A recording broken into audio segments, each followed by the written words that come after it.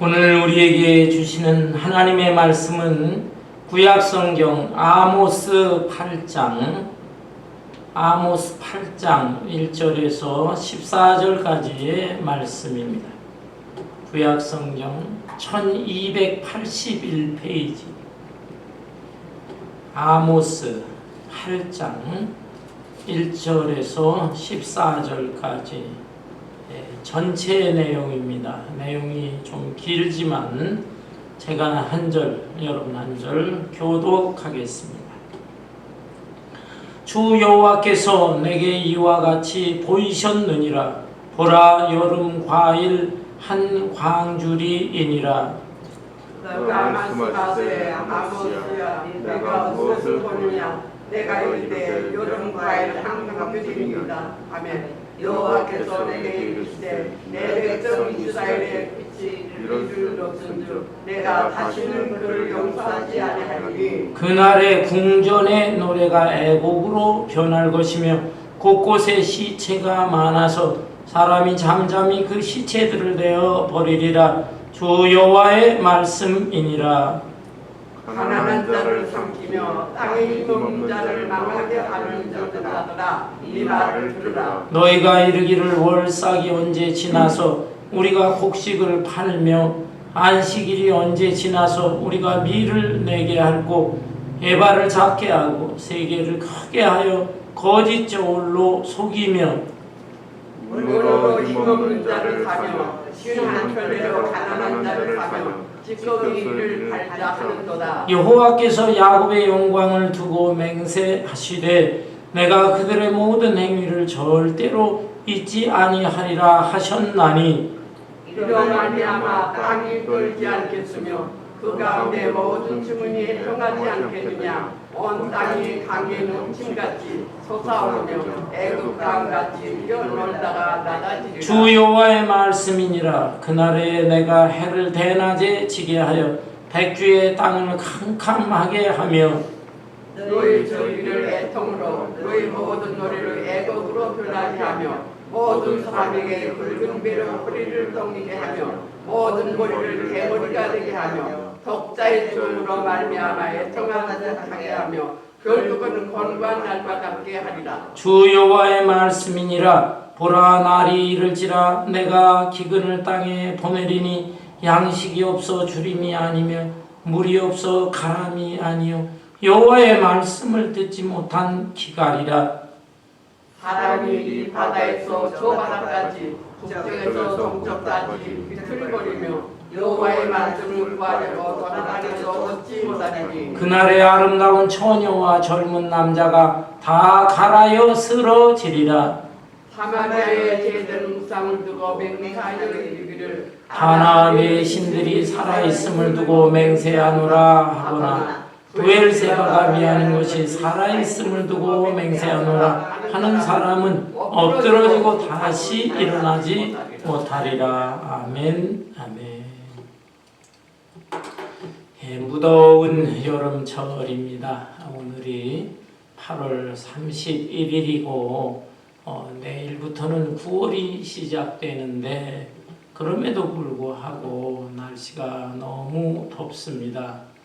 우리가 사는 이 남가주 지역은 6월, 7월보다는 8월, 9월이 더 더운 것 같습니다. 이번 한 주간에도 90도에서 100도를 오르내리고 일부 지역에서는 110도까지 치솟아 오른다라고 하는데 참 여름의 절정을 지내고 있는 것 같습니다.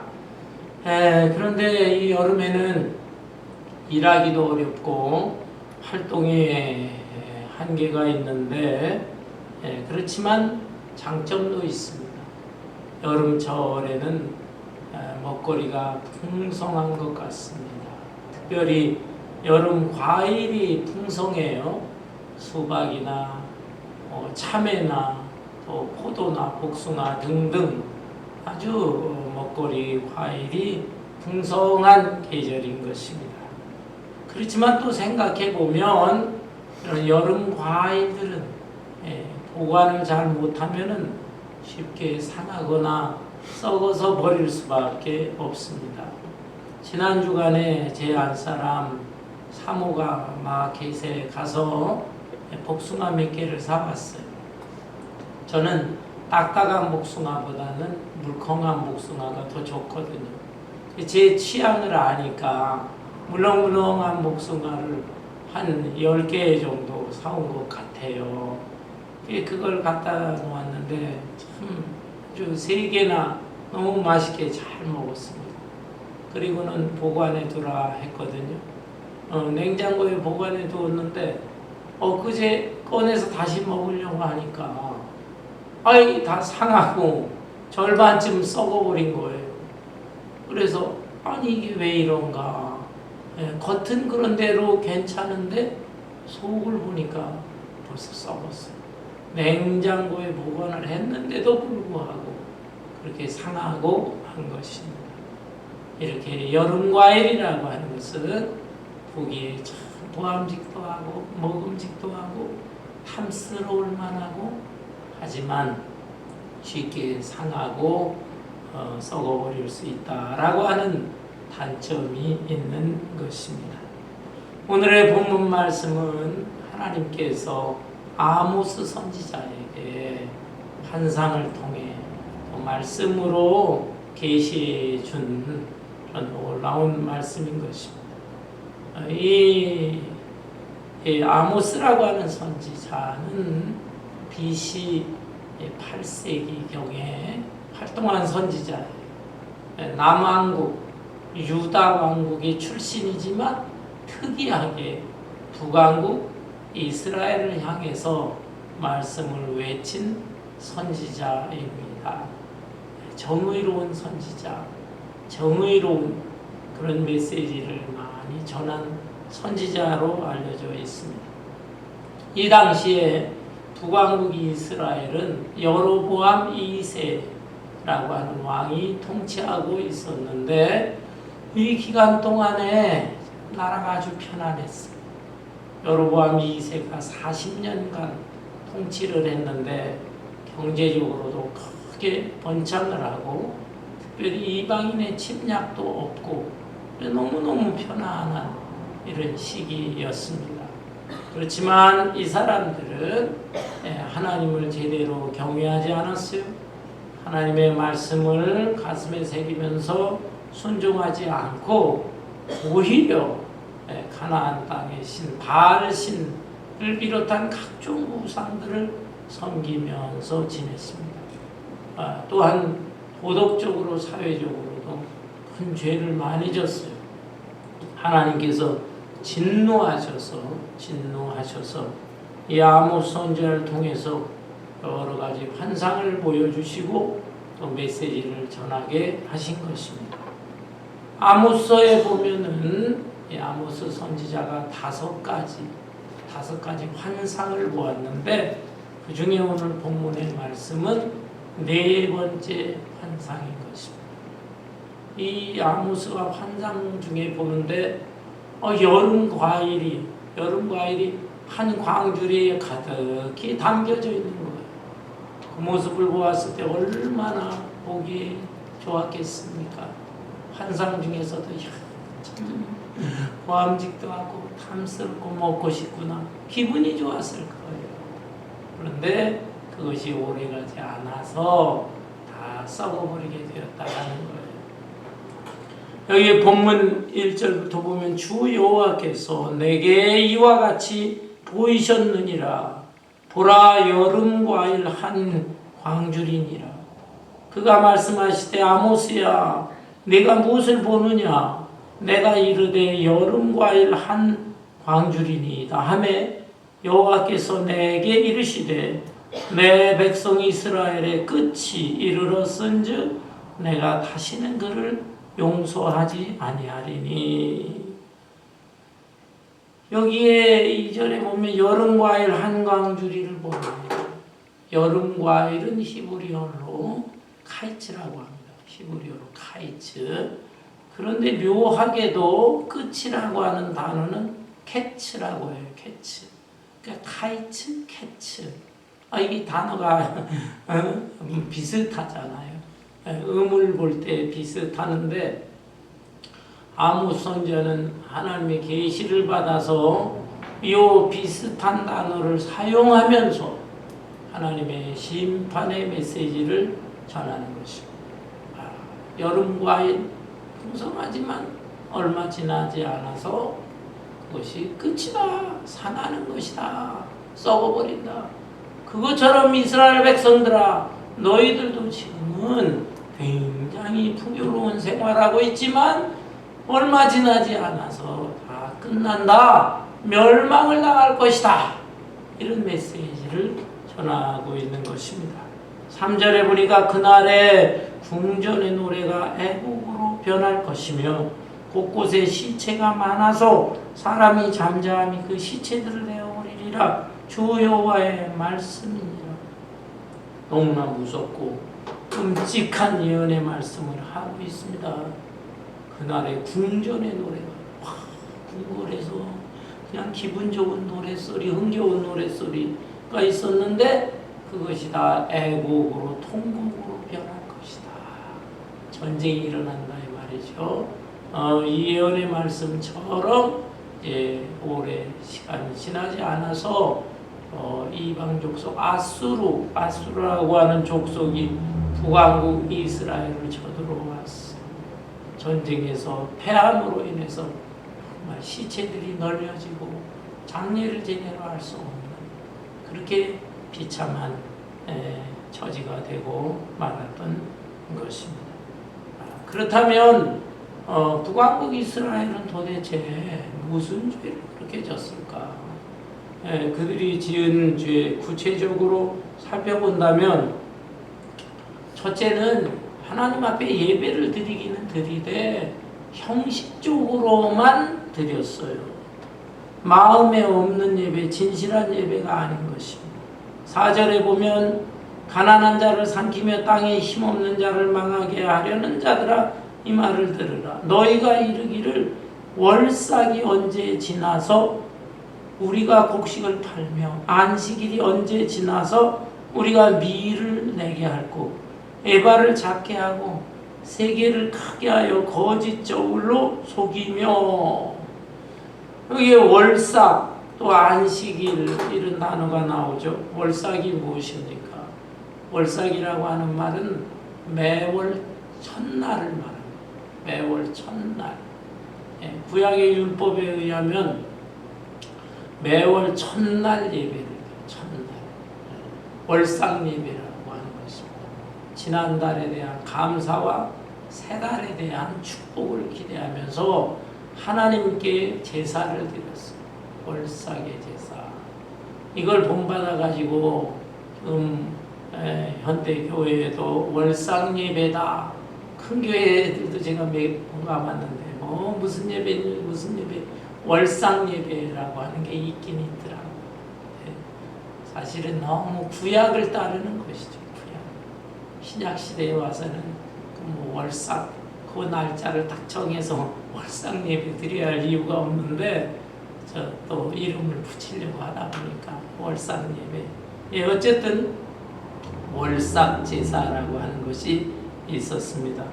그 다음에 안식일은 십계명에도 나오잖아요. 안식일을 거룩하게 지내라. 또 일하는 것을 다 중단하고 쉬면서 하나님을 거룩하게 하라. 안식일 날도 예배를 드렸어요. 그런데 이 사람들은 그 월삭 예배, 안식일 예배를 드릴 때 무슨 생각을 하냐면 조상 때부터 내려오는 거 전통적인 예배니까 어쩔 수 없이 예배를 드리긴 하지만 빨리 날짜가 지났으면 좋겠다.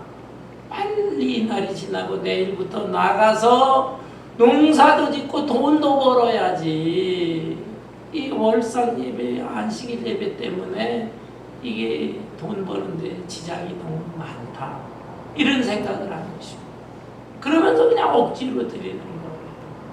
여러분, 하나님이 기뻐하겠습니까? 마음에도 없는 예배, 형식적인 예배만 계속 이렇게 드리고 있었다라고 하는 것입니다. 여러분, 사람은 외모를 보지만 하나님은 중심을 보시는 거예요. 우리의 속마음 다 아세요. 우리는 하나님 앞에 타협할 때가 많습니다. 하나님, 저 세상 사람들 이렇게 저렇게 생활합니다. 예수 믿노라 하면서도 또 적당히 신앙생활하는 사람 많습니다. 제가 하나님 앞에 예배 드리지 않는 거 아니지 않습니까? 예배 드립니다. 그러면서도 실제적으로는 현실적인 것을 더 추구하는 것이죠. 당시 이스라엘 사람들은 가나안의 종교 바알을 섬겼습니다. 바알은 농사를 잘 짓게 해주는 신이에요. 아세라 여신, 이 여신은 또 자녀를 잘 많이 낳게 해주는 신입니다. 실제 생활 속에서 자기 가정의 생업의 문제, 자기 자손의 문제, 이거를 해결해 준다고 그러니까 이 바알 신하고 아세라 신하고 이런 신들을 더 섬기는 거예요. 더 섬기고, 그러나 하나님 앞에 예배 안 드리면 왠지 찜찜하니까, 전통적으로 지내온 것이니까 그거는 억지로 형식적으로 지켰다. 이렇게 하면서도 하나님께서 잘 봐주시겠지라고 하는 자기 착각, 또 자기 합리화를 하면서 생활을 해왔던 것입니다. 그러나 하나님께서는 우리의 중심을 다 아시는 분, 어떤 마음으로 생활하고 있는가 그것을 아시기 때문에 하나님께서는 진노하시고 징계를 내리시고 심판하시고 하시게 된 것입니다. 뿐만 아니라 이 이스라엘 백성들은 도덕적으로 사회적으로 큰 죄를 범했습니다. 6절에 보니까 은으로 힘없는 자를 사며 신한켤, 여기 5절부터 볼까요? 5절, 5절에 막 6절을 볼까요? 은으로 힘없는 자를 사며 신한켤레로 가난한 자를 사며 찌꺼기 밀을 팔자 하는도다. 은으로 힘없는 자를 산다는 게 무슨 뜻이냐 하면은, 당시에 가난한 자들도 많이 있었거든요. 그 사람들은 매일매일의 생활을 위해서 돈이 필요했는데 그들한테 돈을 구워줍니다. 구워주되 고리대금으로 구워줍니다. 많은 이자를 붙여서. 그러니까 이 가난한 자들이 일단은 죽을 수가 없으니까 그걸 빌려 쓰는데 갚을 수가 없죠. 그래서 자꾸 이자가 쌓이다 보니까 결국에는 갚지를 못하고 몸으로 때우게 되는 것입니다. 그 몸이 팔려가서 그 집안의 종이 되고 마는 것입니다. 너무너무 안타깝고 비참한 것이죠. 신 한 켤레로 가난한 자를 사며, 신 한 켤레값 얼마 안 되는데 그걸 가지고 이자를 자꾸 붙이고 하다 보니까는 이게 노예 생활을 할 수밖에 없는 거예요. 찌꺼기 밀을 팔자 하는도다. 찌꺼기 밀, 사람이 먹을 수가 없는 거예요. 이거는 짐승들이나 먹는 건데 그걸 가지고 적당히 속여가면서 그것을 갖다가 팔았다라고 하는 것입니다. 참 어떻게 사람들이 이럴 수가 있는 것인가, 너무 안타까운 것입니다. 7절에 보면 여호와께서 야훼의 영광을 두고 맹세하시되 내가 그들의 모든 행위를 절대로 잊지 아니하리라. 절대로 잊지 아니하리라. 하나님은 일일이 모든 것을 다 기억하시는 그런 하나님이시다 라고 하는 것입니다. 5절 중반에 보면 이런 말씀이 나오네요. 5절 중반에 우리가 미를 내게 하고 에바를 작게 하고 세게를 크게 하여 거짓 저울로 속이며. 에바를 작게 하고 세게를 크게 하여 거짓 저울로 속이며. 에바라고 하는 것은 부피를 재는 단위입니다. 부피를 재는 것.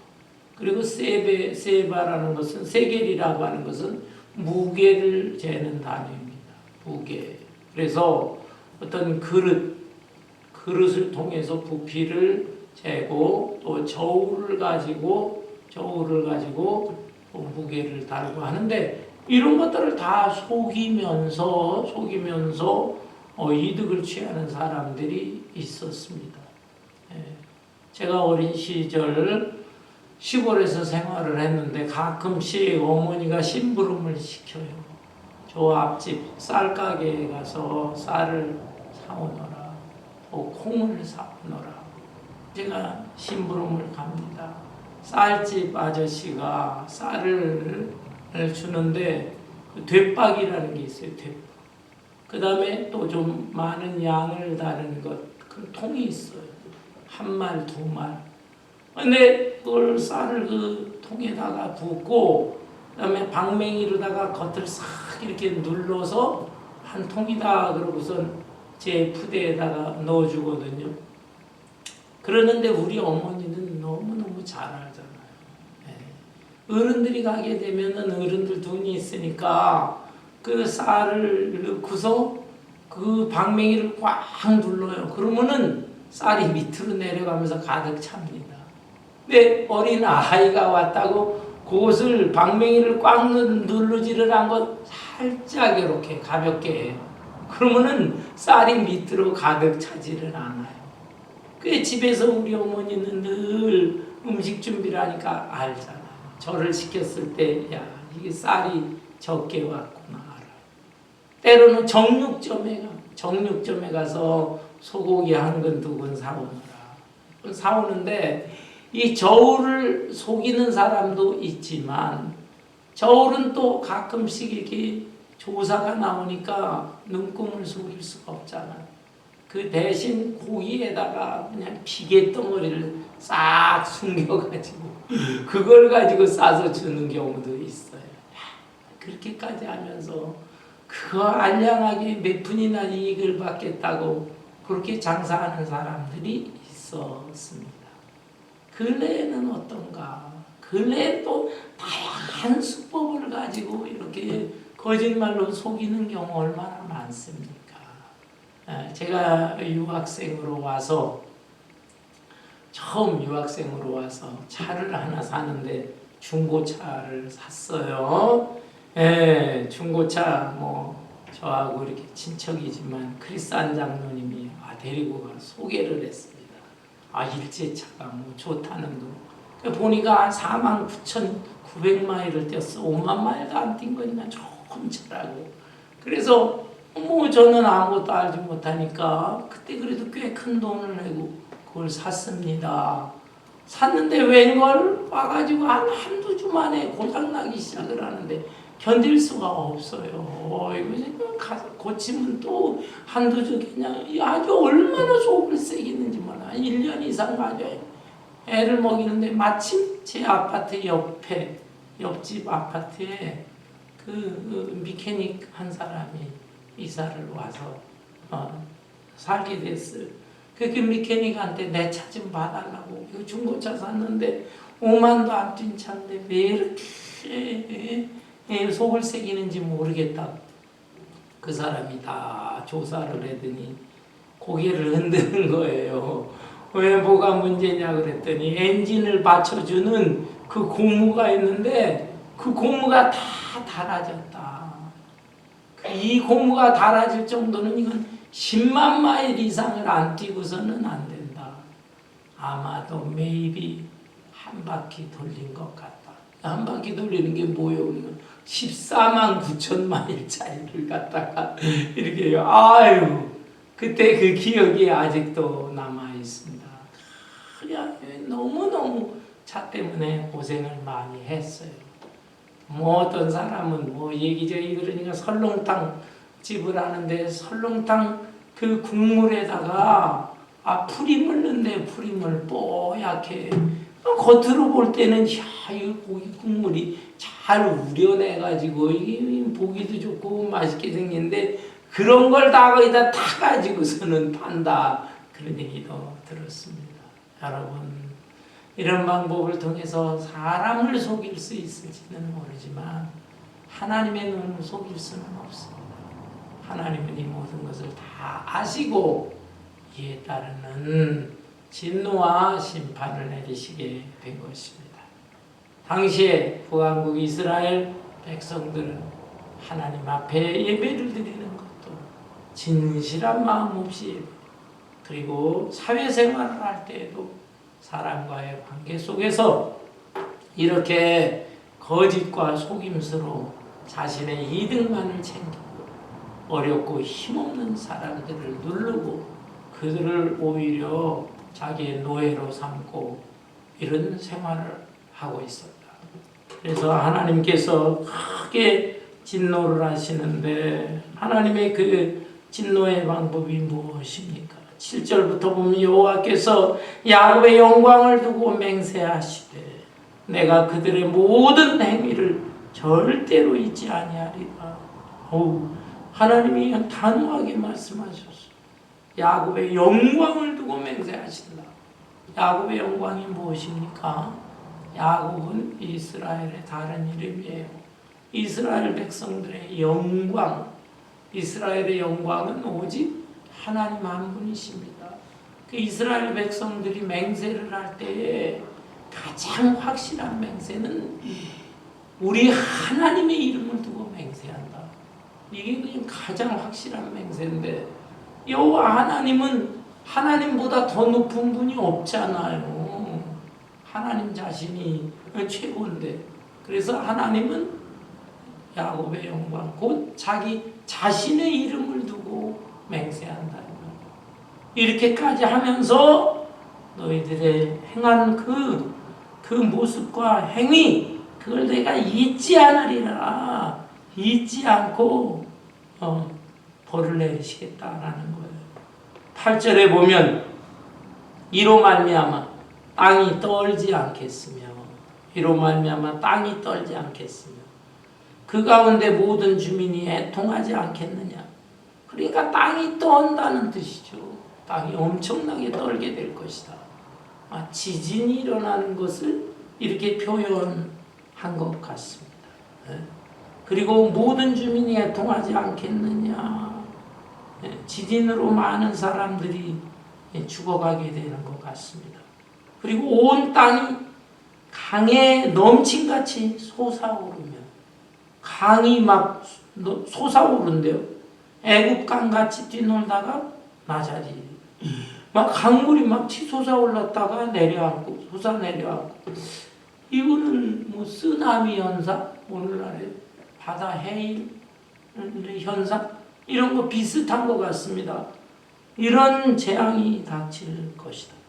9절에 주 여호와의 말씀이니라. 그날에 내가 해를 대낮에 지게 하여 백주의 땅을 캄캄하게 하며, 아이고, 태양이 대낮에 져버리고 백주의 땅이 캄캄해진다.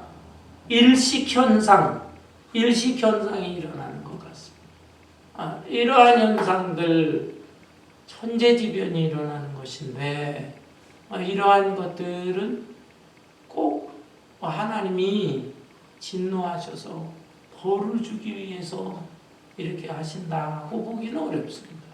개인에 대한 고난이나 이 세상에 대한 재난이 일어날 때 꼭 모든 것이 다 하나님께서 우리를 미워하셔서 죄값을 치르게 하시기 위해서 고난과 재앙을 주신다라고 할 수는 없지만, 그러나 많은 경우에 우리 인간의 죄와 연결이 되어 있는 것입니다.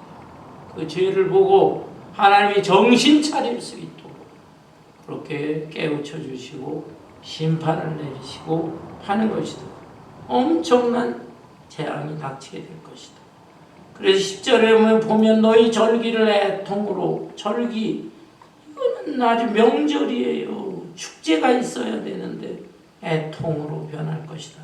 너희 모든 노래를 애곡으로 변하게 하며 모든 사람에게 굵은 배로 허리를 동이게 하며 모든 머리를 대머리가 되게 하며, 모든 머리를 대머리가 되게 한다. 무슨 뜻일까요?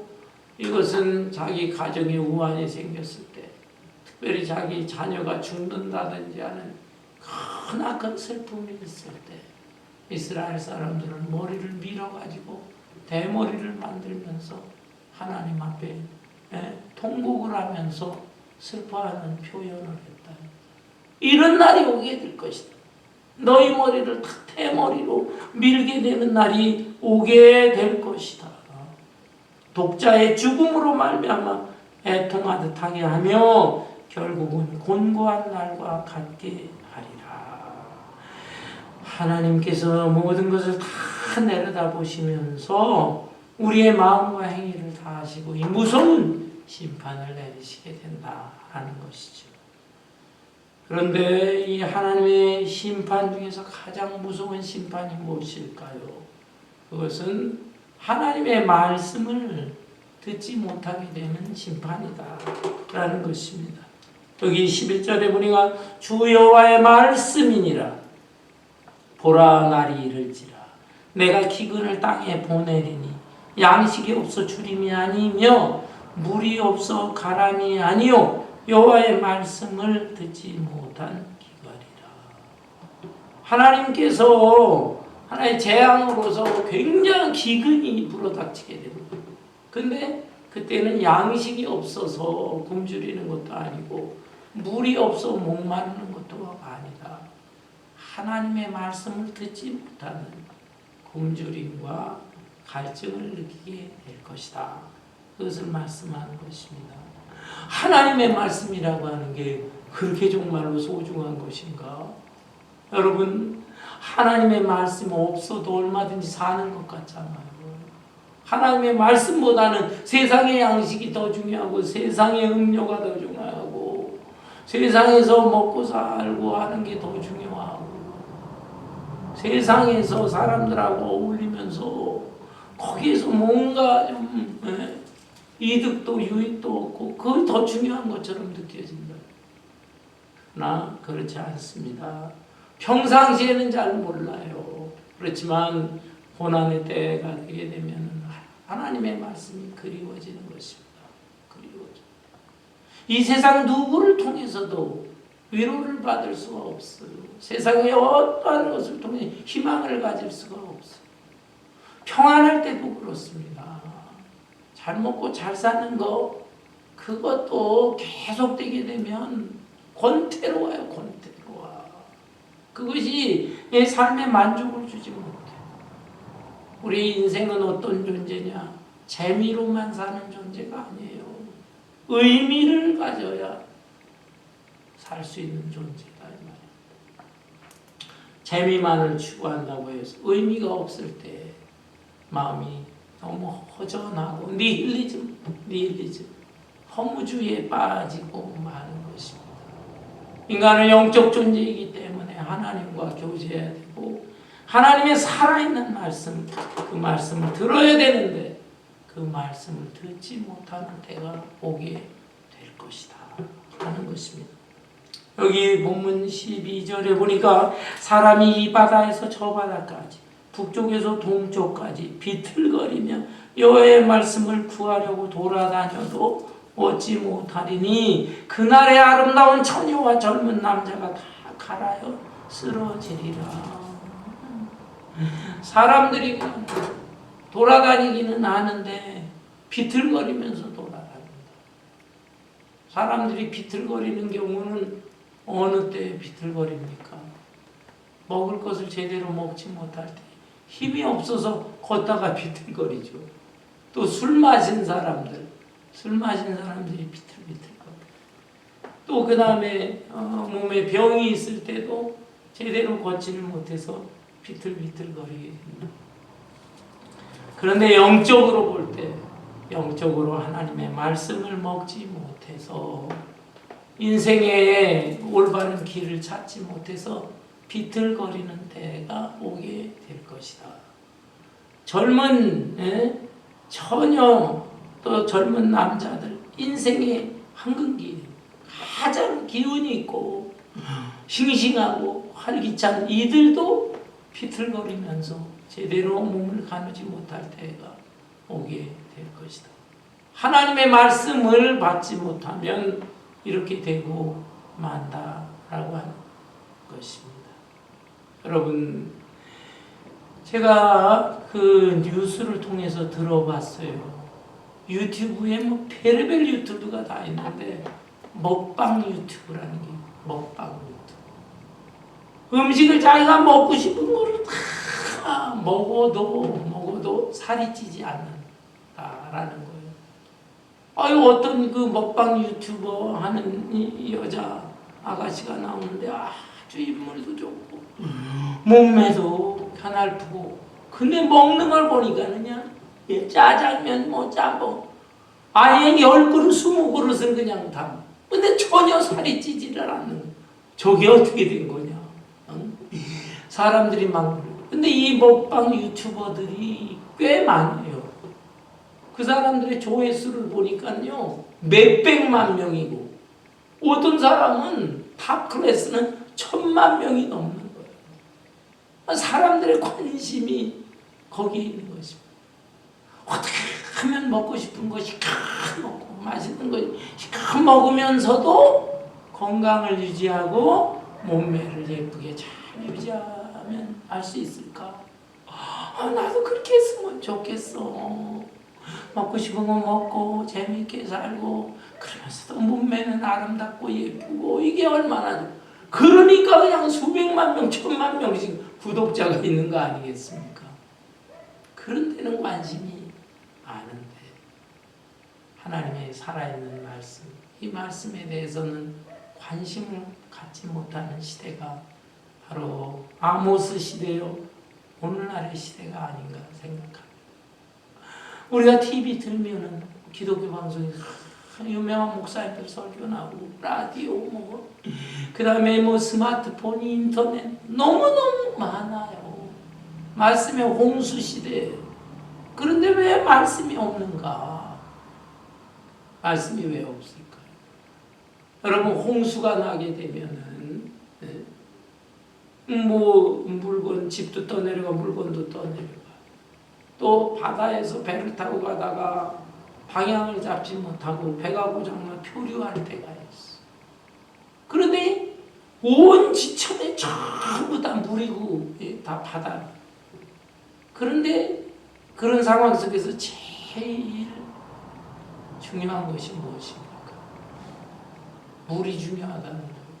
물이 그렇게나 많은데도 불구하고 마실 물이 없어요. 마실 물이.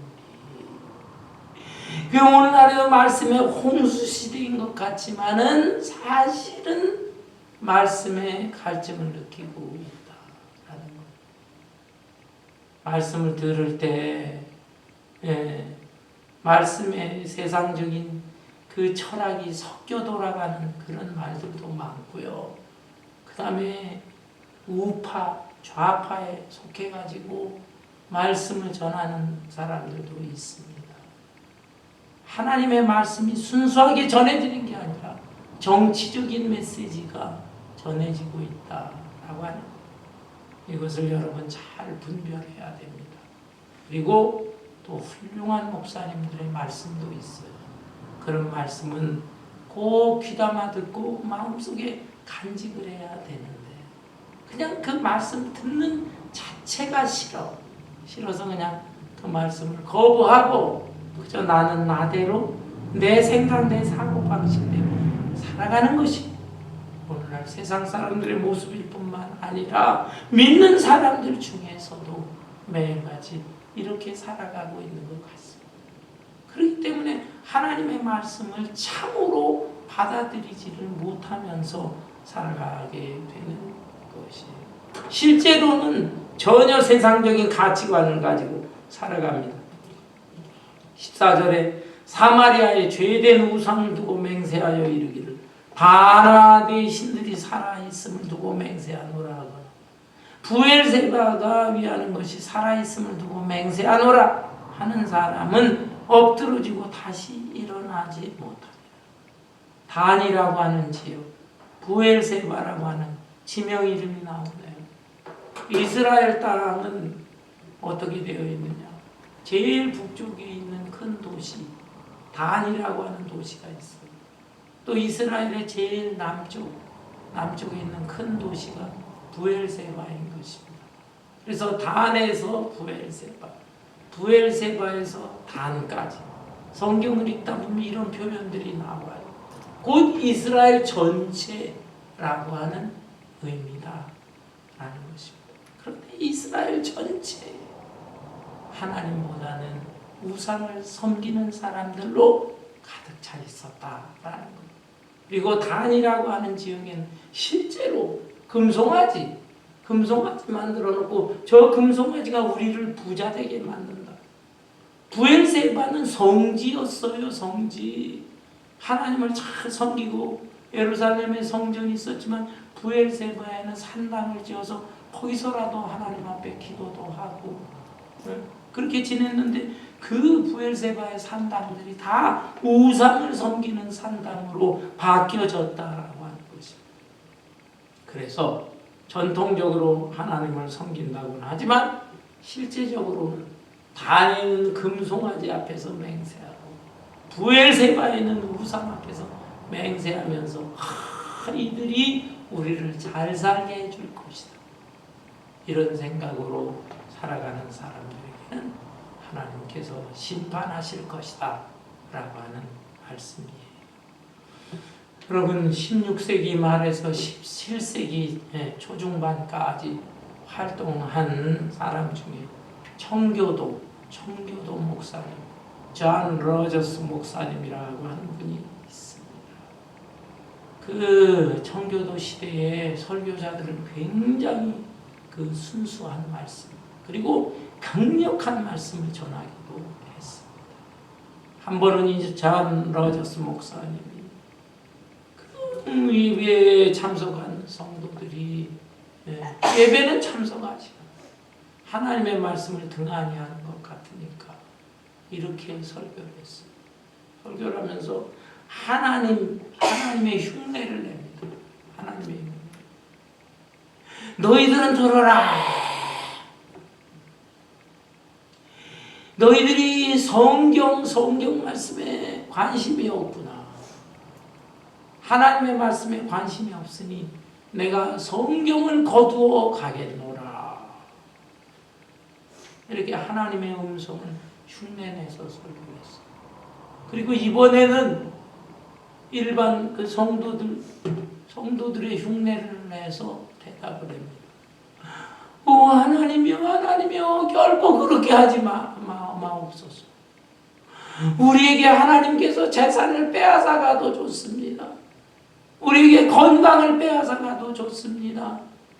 우리에게 다른 것 우리가 아끼는 것 그것을 빼앗아가도 좋습니다. 그렇지만은 하나님이시여 성경 말씀만은 빼앗아가지 마세요. 이 회중들의 흉내를 내면서 또 답변을 합니다. 그리고 이번에는 다시 하나님의 흉내를 내면서 그래 그렇다면 내가 한 번만 더 너희들을 믿어보마. 너희들이 정말 성경 말씀 이 말씀 그대로 사는지 내가 지켜보겠노라. 이런 설교를 했을 때 거기에 모여있는 사람들이 통곡하고 회개하고 새롭게 변화되었다는 거예요. 그 예배를 마치고 사람들이 집으로 돌아가는데 멀리서 또 말 타고 왔던 성도 한 사람이 있었어. 말 타고 집으로 돌아가야 되는데 그냥 돌아갈 수가 없어. 큰 말을 붙잡고서 15분 동안 흐느껴 울었다고. 흐느껴 울어. 내가 하나님의 말씀 형식적으로는 알고 예배도 형식적으로는 들렸는데 말씀을 정말 마음속에 간직하고 그러면서 말씀에 순종하면서 살아야 되겠는 걸 흐느껴 울면서 그리고 말을 타고 돌아갔는데 이 사람이 누구냐라고 하면은 토마스 굿윈이라고 하는 사람. 토마스 굿윈 신실한 정치가가 되었고 옥스퍼드 대학 학장까지 지낸 사람이 되었습니다. 사랑하는 성도 여러분, 오늘날 이 시대 우리 크리스찬들의 모습은 어떤가? 그리고 내 자신의 모습은 어떤가? 잘 살펴보아야 하겠습니다. 나는 여름 과일과 같은 존재는 아니고 겉으로 볼 때는 탐스럽게 보여요. 또 사람들이 많이 모였을 때는 광주리에 담겨있는 풍성한 과일처럼 보이지만은 그러나 한편으로 썩어가고 부패하고 있지는 않는가. 그것을 생각하면서 하나님의 말씀을 가까이 해야 되겠습니다. 썩어가는 과일 속에서도 씨앗은 잘 썩지는 않아요. 씨앗은 아직도 내 마음속에 주님 사랑하는 마음이 있다고 한다면 그 마음, 그 믿음을 간직해야 되겠고 하나님의 말씀으로 더 채워서 항상 싱싱하고 활기찬 모습으로 하나님의 영광을 드러내며 하나님의 거룩한 뜻을 나타내며 살아갈 수 있는 저와 여러분 되시기를 주님의 이름으로 축원합니다. 아멘. 찬송 516